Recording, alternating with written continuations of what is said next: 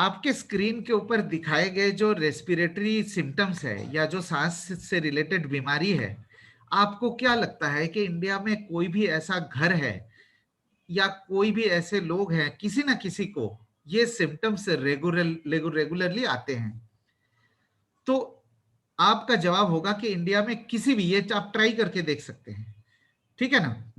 तो ये जो सिम्टम्स है, क्या आपको ये नहीं लगता कि आज की डेट में ये लोग जिनको ये सिम्टम्स है, ये सबसे ज्यादा वल्नरेबल है कोरोना वायरस के लिए? कोरोना वायरस किनको सबसे ज्यादा नुकसान कर सकता है? उन लोगों को जिनके रेस्पिरेटरी इम्यूनिटी कॉम्प्रोमाइज्ड है। जो मैंने आपको रेस्पिरेटरी सिस्टम के बारे में मैं बताना चाहता हूं, रेस्पिरेटरी सिस्टम के दो हिस्से हैं, एक है रेस्पिरेटरी पाइप, दूसरा है लंग्स। अब ये जो बीमारी के नाम आपको दिखाए गए थे, जैसे साइनस है, ट्यूबरकुलोसिस है, थ्रोट इन्फेक्शन है, सर्दी, जुकाम, एलर्जी, ब्रोंकाइटिस, एस्थमा, ये क्या करता है? ये हमारे श्वास नाली को सिकुड़ देता है। क्यों सिकुड़ देता है? जैसे हमें आंधी तूफान के दौरान जब हम दरवाजे खिड़की को बंद करते हैं, ठीक उसी तरीके से हमारे श्वास नाली को जब गंदगी दिखती है या फील करते हैं तो श्वास नाली को सिकुड़ दिया जाता है। जब सिकुड़ दिया जाता है तो सांस लेने में दिक्कत आती है।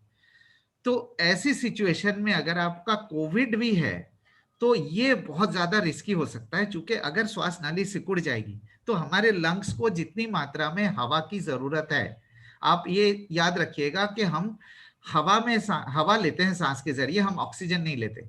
जो हवा जानी चाहिए लंग्स को, उतनी हवा नहीं पहुंच पाती, चूंकि हमारी श्वास नाली सिकुड़ चुका है। तो वो इसके कारण क्या होता है कि उसके साथ जब कोरोना वायरस का भी इंफेक्शन लगता है तो गले के अंदर म्यूकस भी इकट्ठा हो जाता है, तो उससे कॉम्प्लिकेशन और बढ़ जाते हैं। तो ऐसे लोगों को ऑक्सीजन दी जाती है। लेकिन अगर आप इन लोगों को जो ज्यादातर रेस्पिरेटरी सिस्टम से भुगतते हैं, उनको अगर आप एयर प्योरीफायर सजेस्ट करते हैं, खास करके शार्प का एयर प्योरीफायर ही इस तरीके के रिजल्ट दे सकता है कि शार्प एयर प्योरीफायर दो तरीके से मदद करता है आज के सिचुएशन को देखते हुए। तो जिनको ये रेस्पिरेटरी सिम्टम्स है, जिनको सीजन चेंज होते ही ये सिम्टम्स होते हैं, उनको उनके रेस्पिरेटरी सिम्टम्स को रिड्यूस करता है, ये बीमारी को रिड्यूस करता है। और दूसरा, हमारे जो रेस्पिरेटरी पाइप है, जो श्वास नाली है, उसको भी रिपेयर करता है, उसको भी कंस्ट्रिक्शन को खोलने में मदद करता है। कैसे मदद करता है?